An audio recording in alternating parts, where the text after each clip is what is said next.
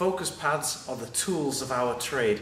These are the things that make us indispensable as a trainer. No one can do pads on their own, but it's really important that we get the right pads in order for us to use.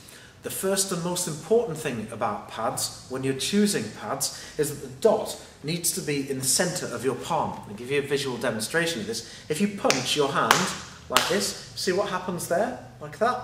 Now, if you try punching your hand here, you'll feel the strain here. Now, this explains the reason that this dot must be in the center of the palm of your hand. There are different types of pads. Some pads have little bits of Velcro across here. Now, that can stop you moving your hand around.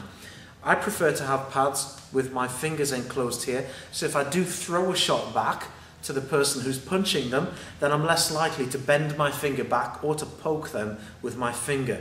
So I prefer them to be like that. I also prefer curved pads because my hand is in this position rather than this position, putting a strain on the ligaments on the back of my hand. So I want them to be in this position to receive a punch like that. Now, another thing to talk about is the importance of the dot.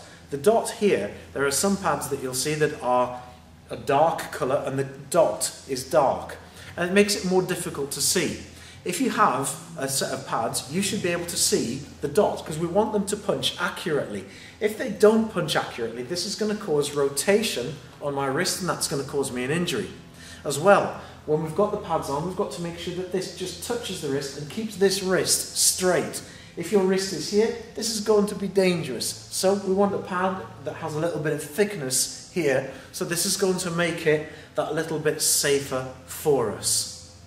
Dot needs to be a bright colour. May I suggest to you that the ideal colour for a dot is in fact yellow. Now, this doesn't mean that if you've got some pads that are a different colour, such as if you've got white or red or black, that you should throw those pads away immediately. No, you shouldn't.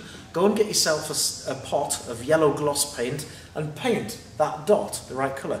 If your dot is in the wrong position, if it's too high or too low, take that dot off, unstitch the stitching and paint it in the right place. There are some pads that don't even have a dot on. Make sure that you paint a dot there, and I would suggest yellow. Yellow, why? Because it's the colour that our eye is most drawn to in nature.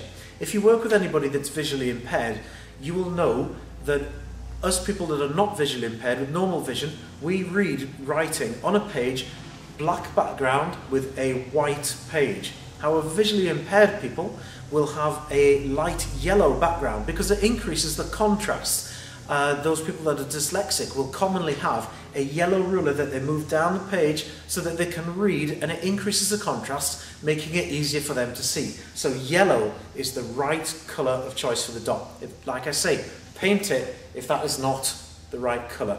I hope you found this useful, guys. Make sure you choose the right pads when you go and you buy your own set of pads.